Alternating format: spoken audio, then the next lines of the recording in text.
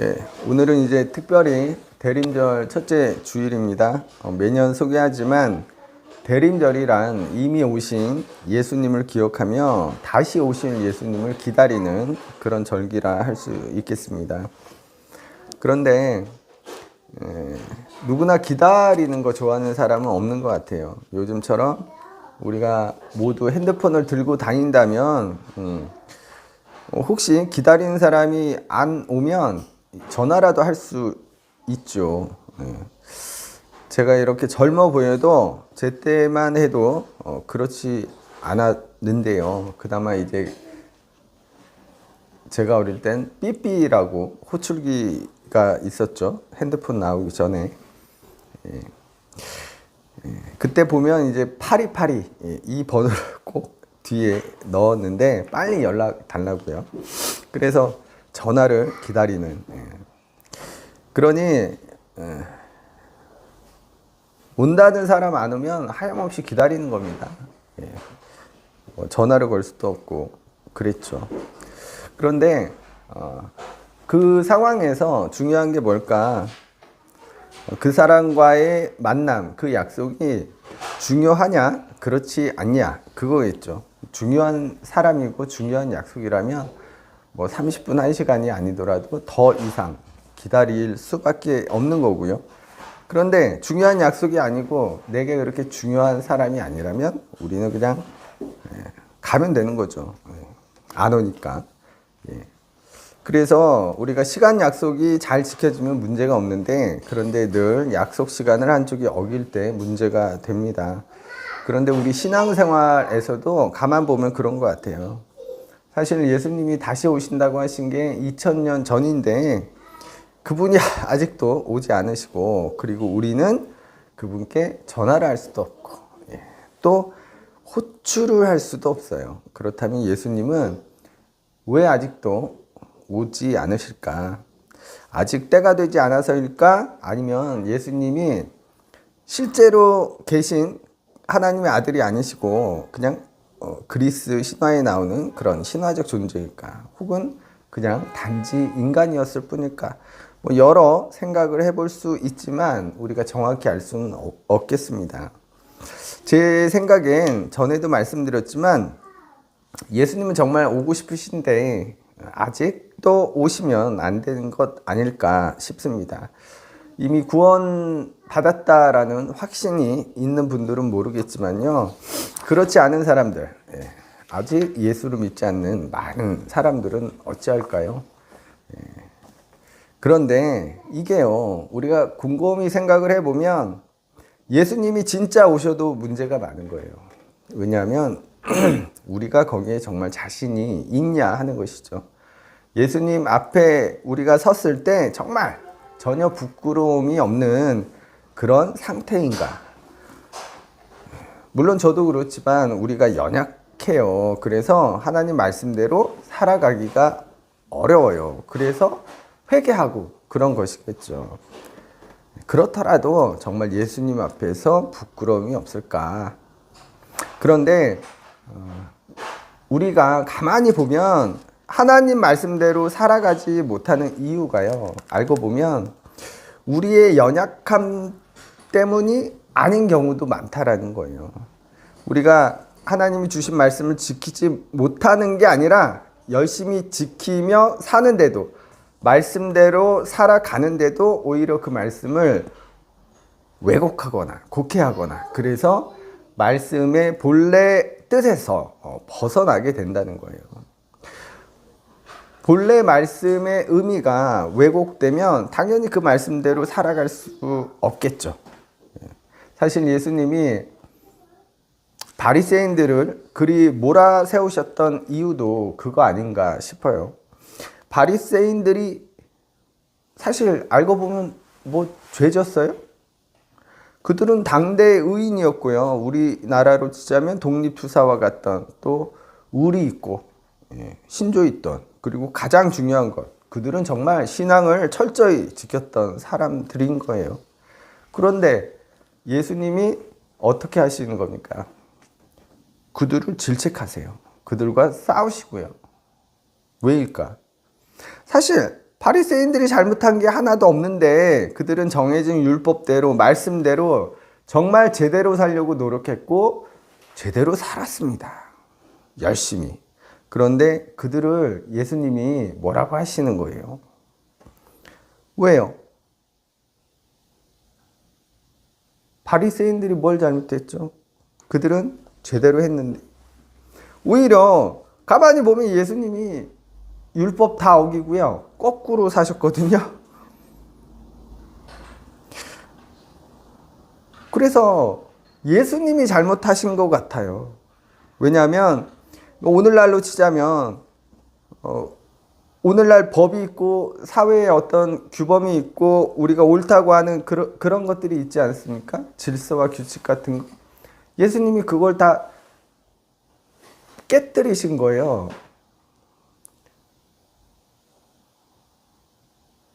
그러니 당시 바리새인들 입장에서는 예수님이 잘못하신 걸로 보일 수밖에 없겠죠.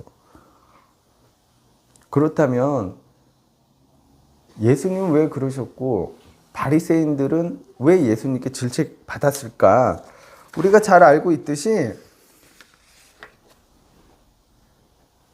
바리새인들은 말씀을 지키며 살려고 정말 애쓰며 열심히 살았지만 하나님 말씀의 그 본질, 그 말씀이 의미하는 그 본래의 뜻과는 다르게 살았기 때문에 말씀을 주신 본래의 목적을 잃어버린 채, 상실한 채 그냥 그 문자적인 말씀에 갇혀 있었기 때문일 거예요. 제가 최근에 읽은 어떤 글 때문에 이 얘기를 잠시 드리고 싶어요. 어떤 목사님이 이 성소수자에 관해 글을 이렇게 좀 길게 올리셨더라고요. 일단 분명히 밝히는데 저는 이제 그 신학적인 차이이기 때문에 존중합니다. 그런데 저는 이제 이런 말씀을 좀 드리고 싶더라고요. 뭐냐면 동성애는 죄라는 거예요. 죄겠죠. 성서에 그렇게 써 있으니까. 그러니까 그분도 그 말씀을 하는 거예요. 동성애가 죄인 이유가 명백하다라는 거예요. 이미 성서에서 그렇게 규정하고 있기 때문에 그렇게 규정한 것이기 때문이라는 거예요. 레위기나 로마서의 말씀을 들어 그게 죄라고 분명히 써 있기 때문에 그건 빼도 박도 못할 거론할 필요도 없는 죄란 거예요. 거기에 뭐 고민이나 무슨 뭐 신학적 뭐 논쟁이나 이런 거 연구 필요 없다라는 거예요. 그런데요, 묻고 싶은 거예요. 우리 아들들이 예전에는 효자 같았는데 요즘 약간 불효자의 모습으로 가고 있는데 성서에서 뭐라고 할까? 불효자. 불효하면 어떻게 됩니까? 부모에게 불효하면 돌로 쳐 죽여야 돼요. 오늘날 불효 좀 했다고 돌로 쳐 죽이는 사람이 있어요? 돌로 맞아 죽는 사람이 있습니까? 여러분 랍스타 좋아해요? 랍스타 좋아해요? 저는 먹어본 적이 없어서. 그런데 랍스타 그러면 고급 요리 아닌가요? 비싸죠? 좋아하시는 분들 많이 계실 거예요. 그리고 돼지고기, 저는 삼겹살 좋아하는데 여러분 삼겹살 없는 세상, 물론 이제 돼지한테는 좀 미안하지만 삼겹살 없는 세상 상상해 가시나요? 예? 몸에 좋다고 보신하는 장어, 우리 교회 앞에도 장어집 있는데 서민들은 비싸서 자주 먹지도 못하죠. 그래도 많이들 드시고요. 손님 접대로도 많이 하죠. 여러분 이것들 다 먹지 말라고 한 거예요. 이것들 말고도 수없이 많아요. 하나님 말씀이요 그렇게 규정하고 있습니다. 먹지 말라고. 돼지고기 먹으면 안 돼요. 장어 먹으면 안 됩니다. 랍스타 드시면 안 돼요. 근데 왜 먹습니까? 하나님 말씀을 그렇게 누가 강제로 먹이는 게 아니잖아요. 비싼 돈 내 가면서 그걸 먹지 않습니까? 이것들 뿐만이 아니라 성서에 기록된 우리에게 하지 말라고 하시는 정말 많은 것들이 있어요. 오늘날 우리가 그걸 다 지키고 삽니까?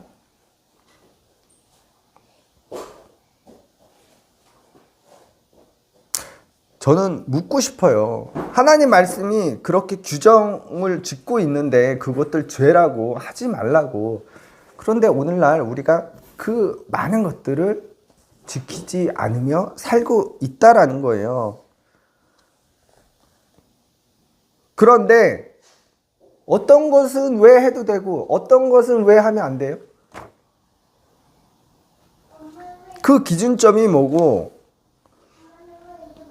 그걸 정하는 그 선이 도대체 어디에 있는 거예요? 똑같이 성서에서 죄라고 하지 말라고 하시는데, 그래서 제가 지금 동성애가 옳다 아니다 죄다 죄가 아니다 그 말씀을 드리는 게 아니라 우리가 하나님 말씀을 어떤 것은 하고 어떤 것은 안 하는 그 조건이나 그 선이 뭔지 가만히 보면 우리가 내가 관계없는 것들, 그것들은 혹은 뭐 내 이익이 관련된 것들, 우리가 좋은 대로 편한 대로 그런 것들이 하나님 말씀이 어떤 것은 오늘날 적용해야 되는지 하면 안 되는지 그런 것들을 정하고 있지 않는가.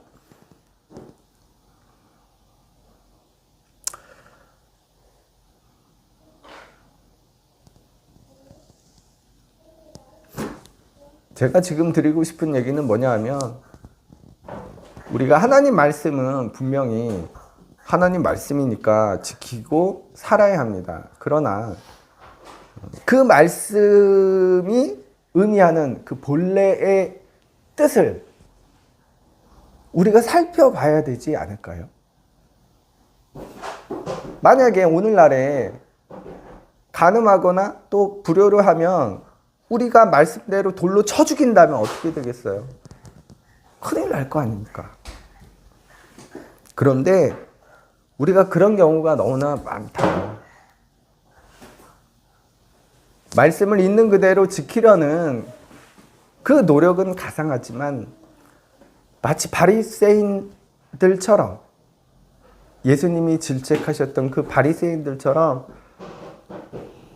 정작 하나님 말씀의 그 본래의 뜻과는 전혀 다른 삶을 살아가는 경우가 많다라는 거예요. 자, 오늘 본문을 좀 보겠습니다. 오늘 본문에는 그 말도 많은 열처녀 비유가 나옵니다. 내용을 보면 이렇습니다. 말도 많다라는 이유는 이제 이단에서 많이 쓰는 그 말씀이기 때문에 그렇게 말씀드렸는데, 간단히 내용을 보면 이렇습니다. 열처녀가 있는데 이 여인들은 이제 신부의 들러리로 신랑을 마중하기 위해 있는 것이죠. 그런데 그중 5은 등잔은 가지고 있는데 기름을 준비하지 않았고, 그중 다른 5 여인은 등잔도 또 기름도 준비했어요. 기름을 준비하지 않은 5 여인을 미련하다 하고요, 기름을 준비한 5 여인을 슬기롭다고 합니다. 이제 그 이유가 이어지는데, 신랑이 밤중에 금방 왔으면 괜찮을 것인데 늦는 거예요. 그러니 여유 있게 기름을 준비한 여인들은 계속 등불을 켜둘 수 있으니 괜찮은데, 기름을 준비하지 못한 여인들은 이제 등불이 꺼져가는 거예요. 그리고 신랑이 오기 전에 이제 기름이 동이 난 것이죠. 그래서 그녀들은 이제 어쩔 수 없이 기름을 사러 간 거예요. 그리고 그 사이에 신랑이 도착합니다. 그리고 신랑이 도착하면서 혼인집 문도 같이 닫혀버리게 됩니다. 여태 신랑을 기다리던 5 여인들은 여태 기다렸는데 혼인집에 들어가지 못하게 되는 거예요. 오늘 본문은 여러 메시지를 줍니다. 그런데 오늘 저는 이제 이 말씀만 좀 드리고 싶은데, 등잔은 불을 비추는 도구이죠. 그런데 등잔이 불을 비추려면 반드시 기름이 있어야 하는 거예요. 기름이 없으면 등잔은 불을 비출 수 없습니다.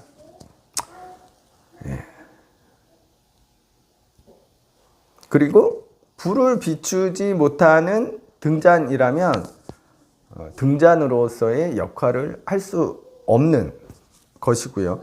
그리고 아무런 쓸모가 없어요. 제가 우리 첫째한테 나중에 커서 돈 벌면 이제 비싼 차를 사달라고 했는데 아들이 흔쾌히 그러겠다고 했어요. 뭐 그 차가 얼마나 비싼지 모르고 대답을 한 거겠지만 참 착하고 좋은 아들입니다. 그런데 만약에 차는 그 고급 차는 있는데 차에 기름이 없어요. 그럼 끌고 다닐 수도 없어요. 몰고 다닐 수도 없어요. 그럼 그냥 폼으로 세워두나요? 쓸모가 없죠. 그런 거 아니겠어요? 슬기로운 다섯 여인은 그렇게 재구시를 하면서 살았다라는 거예요. 불을 밝히는 등잔과 같이 아주 날쌔고 안전하고 편안하게 달리는 자동차와 같이. 그런데 나머지 미련한 다섯 여인은 그렇게 살지 못했다는 겁니다. 겉은 벤츠고 BMW고 포르쉐인데 몰고 다닐 수가 없는 그런 차처럼. 멋진 제복을 입은 경찰관인데 도둑을 잡지 못하고 강도를 잡지 못하는 검은 베레모를 쓴 늠름한 군인이에요. 아주 무시무시한 총을 들고 있는데 전쟁에 나가도 싸우지 못하는 군인. 총이 엄청 멋져 보이고 와 이거 한 방 맞으면 아주 끝장날 것 같은 총인데 쏴도 안 나가. 총알이 없어서. 국민을 위해 일하라고 배지 달아준 국회의원인데 국민을 위해서 일하지 못하는 국회의원. 예수님의 핏값으로 세워진 교회인데 교회로서의 기능을 전혀 못하는, 교회답게 살지 못하는 교회.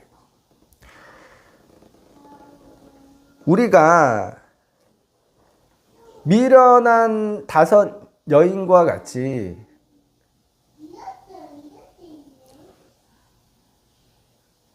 불을 밝히지 못하는 등잔과 같이 그런 상태가 될 수 있다는 거예요. 어떨 때? 우리가 정말 연약해서 그렇게 살고 싶은데 살지 못하는 그런 경우가 아니라 정말 제대로 바리새인들처럼 철저히 율법을 지키고 말씀대로 살아가려고 노력하지만 오히려 그 노력함 때문에 더 열심히 살아가는 그 모습 때문에 오히려 불을 밝히지 못하는 등잔으로 살아갈 수 있다는 거. 왜요? 말씀을 잘못 이해하면, 말씀이 왜곡되면, 그 말씀이 본래 우리에게 요청하는 그 본래의 의미를 우리가 알지 못할 때 그렇게 된다라는 거예요. 우리가 곰곰이 생각해 보기 원합니다. 우리가 다시 오실 예수님을 기다리는 거예요. 그런데 우리가 기다리는 그분은 우리가 모르는 분이 아니거든요. 이미 2000년 전에 오신 그분이 다시 오시는 겁니다. 그래서 우리가 왜 소개팅 나가면 상대방이 어떤 분인지 뭐 우리가 사진 같은 사전 정보를 얻지 못했다면 전혀 알지 못해요. 그래서 상상하고 또 기대도 합니다. 전혀 모르니까. 그래서 좋을 수도 있지만 실망할 수도 있어요. 그런데 우리가 예수님을 기다리는 이유는 확연한 거예요. 어떤 분인지 알기 때문에 기다리는 겁니다. 2000년 전에 이미 그분이 자기를 드러내 주셨기 때문에. 그래서 예수님은 우리가 모르는 분이 아니에요. 그런데 제가 드리는 질문이 이겁니다. 사실 이 말씀 드리려고 앞에 이렇게 길게 말씀드린 건데, 여러분이 기다리는 예수님은 어떤 분이신가? 다른 말로 2000년 전에 이 땅에 오신 그 예수님은 어떤 분이신가? 우리에게 무엇을 가르치셨고 무엇을 요청하셨고 무엇을 본을 보이셨는가? 왜?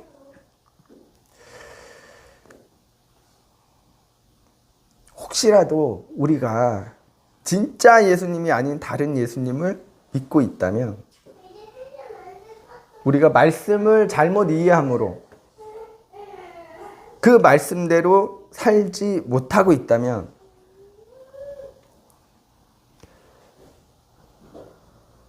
우리는 그럴 수 있다는 거예요. 그리고 어쩌면 오늘 본문에 나오는 그 미련한 다섯 여인이 될 수도 있다라는 거. 그래서 우리가 이 시간 예수님이 어떤 분이셨는지 그분의 가르침과 본을 보이신 것들이 무엇인지 예수님은 왜 그 말씀을 하시고 그 행동을 하시고 우리에게 그 본들을 보여주셨는지 우리가 깊이 곰곰이 생각해 보면 좋겠습니다. 예수님은요, 분명한 것이 이런 거 아니겠어요? 당시 모든 사람들이 옳다고 하는 것들, 예수님은 아니라고 하셨고요. 모두가 손가락질하는 사람들, 죄인들과 함께 식사하셨고, 옷깃만 스쳐도 부정을 타는 건데, 예수님은 그들의 등을 토닥여 주셨단 말이에요. 모두가 높은 곳을 바라볼 때, 예수님은 낮은 곳을 향하셨고, 모두가 섬김을 받으려 할 때, 그분은 제자들의 발을 씻겨주시며 그렇게 죽기까지 우리를 섬기셨어요. 오늘날에 우리는 어떤가요? 우리는 이런 예수님 믿고 있나요? 이런 예수님 믿기 때문에 예수님처럼 그렇게 살아가려고 하고 그렇게 예수님처럼 생각하려고 하고 예수님처럼 판단하려고 그렇게 살고 있습니까? 그런데 왜 우리는 아직도 낮은 곳을 향해 가난한 자리를 향해 소외된 자리를 향해 마치 2000년 전 바리새인들과 같이 그들을 향해 손가락질하고 또 죄인이라고 그렇게 단정짓고 있을까요? 우리가 성서에 그렇다고 써 있으니까